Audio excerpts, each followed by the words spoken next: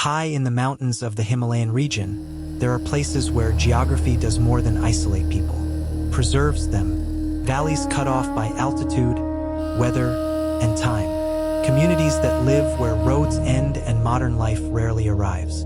In these places, traditions last longer, and so do unusual traits. Among some of these remote mountain communities, there is a detail that immediately stands out to outsiders. A detail that doesn't seem to belong. Blue eyes. In a region where dark eyes are the norm, where generations have lived under the same harsh conditions for centuries, children are sometimes born with eyes that are strikingly light. Blue, gray, almost icy. To someone passing through, it feels impossible. To the people who live there, it is simply part of life. These communities do not advertise this trait. They do not document it. They do not explain it to visitors. It exists quietly, passed down through families, appearing in some generations and not in others. For scientists and researchers, this is where the questions begin. Eye color is determined by genetics, but genetics do not exist in isolation.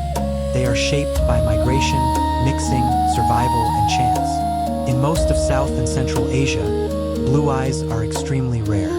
So when they appear repeatedly in small, isolated mountain populations, they challenge expectations. Some researchers suggest ancient migration routes, that long before modern borders existed, groups moved through these mountains, leaving traces of their DNA behind. Others point to genetic drift, a rare trait becoming more visible in a small, isolated population over time. But none of these explanations fully satisfy the mystery. Because what makes these eyes unsettling isn't just their color, it's their frequency. Not common enough to be ordinary, not rare enough to be dismissed as coincidence. Locals rarely offer theories. When asked, many simply say that the eyes have always been there, that their grandparents had seen them, that their great-grandparents spoke of the same thing. In communities where history is passed through stories rather than books, memory stretches far back. There is no sense of abnormality attached to these eyes. No superstition, no fear. Children with blue eyes grow up like any other.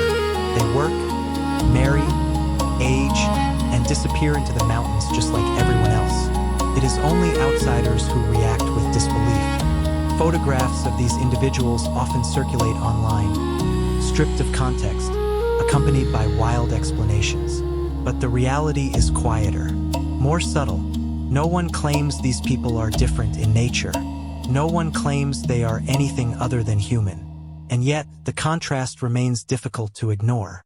Blue eyes reflecting cold mountain light, set against faces shaped by altitude, wind, and generations of survival.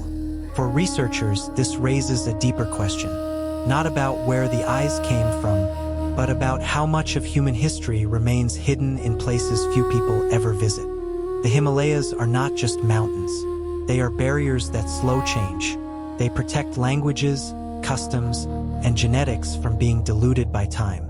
In isolation, traits linger, and sometimes they surface in ways that feel almost symbolic. Some outsiders have given these eyes a name, not a scientific one, but a poetic one. They call them the eyes of God, not because the people are divine, not because the eyes grant vision beyond the ordinary, but because, like many things shaped by deep time and isolation, their existence reminds us how little we truly understand about human variation.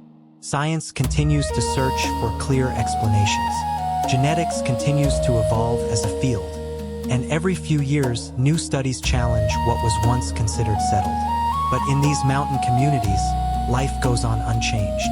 The eyes are born, they live, they fade, unexplained not because no one has looked, but because some answers are scattered across centuries. High above the world below, where silence dominates and history moves slowly, the eyes remain, watching, unremarkable to those who know them, unsettling to those who don't. And perhaps that is why they endure as a mystery, not because they are unnatural, but because they exist in a place where nature still writes its own rules.